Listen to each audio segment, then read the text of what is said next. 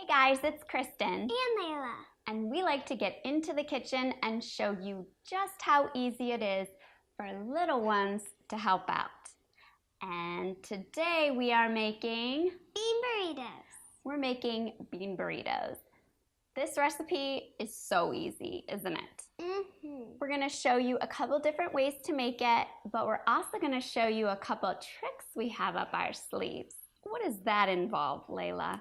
Well, it involves using vegetables. Vegetables in bean burritos.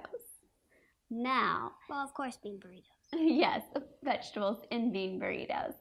So we're going to show you, we call these sneaky bean burritos, but I don't believe in not telling your kids that veggies are hidden in there because you want them to know that they like vegetables and that they're good for them. So we've always been really open that I try to put fresh produce in as many recipes and as many ways as I can. And that's just all to up the nutrient quality in foods, right? Okay, so to make bean burritos, you either need homemade refried beans, which are so easy to make. To make Instant Pot refried beans, pour water into your Instant Pot. Add in taco seasoning, an onion for flavor, dried beans that have been rinsed and sorted, and you can go ahead and add in carrots, sweet potatoes, or pumpkin to cook with the beans to add those veggies that we were talking about are hidden in these bean burritos. Cook on high for 45 minutes and then let pressure release naturally.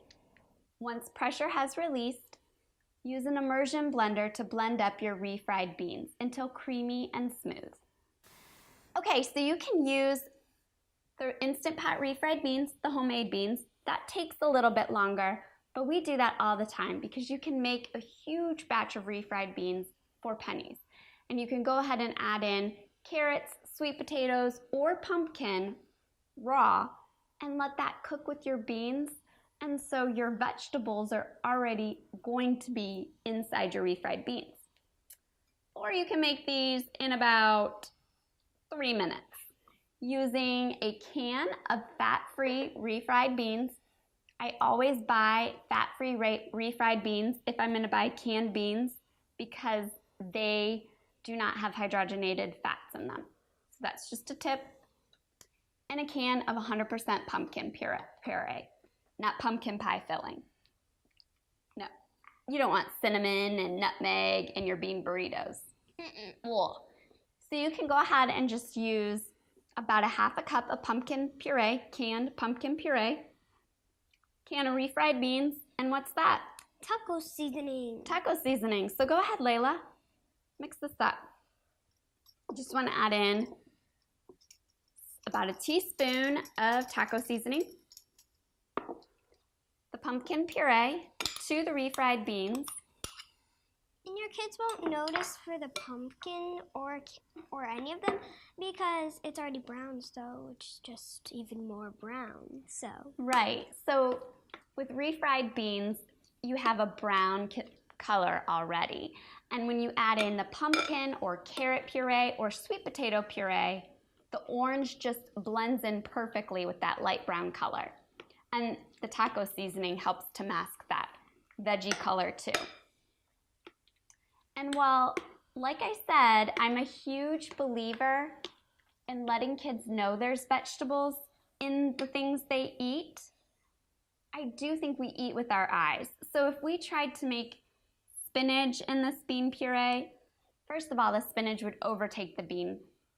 Second of all, it would turn it into a nasty, murky color and not good. Who wants to eat that? Nobody wants to eat that, even if it tastes good. If kids look at it and say, yuck, I'm not eating this. that's pretty much what they do. So this pumpkin or carrots or sweet potatoes not only blends in color-wise, that sweet carrot flavor or pumpkin flavor really adds a nice note to the bean burritos, and a good dose of fiber and vitamin A. Mm-hmm. Then you take a tortilla. Go ahead. You can use any tortilla you like, corn tortillas, gluten-free tortillas. We like to use flour tortillas that you get in your refrigerated section that are raw. And you just cook those tortillas on a skillet until they're browned on both sides. And that again, it takes a little bit more time, just like homemade refried beans. But you can control the quality of ingredients. And we want our little ones to grow up big and strong and healthy. And if you do like them burnt, well. Yes, you can burn your homemade tortillas. And her brother likes charred bits on his tortillas. I do not. I'm like, no. She does not. But that's another way that you can make it customizable. So all you do is you give a good scoop of the bean puree, and then you fold it like an envelope, sort of like an egg roll too. Perfect. Just like that. You can add cheese to these as well, which Layla right now is thinking, why did we make a bean burrito without cheese? Like, that one's not mine. that one's not going to be hers. But it's great because you can keep it dairy-free, or you can put a lot of cheese in it. You can even add some onions and hot sauce to it. You could even add lettuce. You could add lettuce, for sure.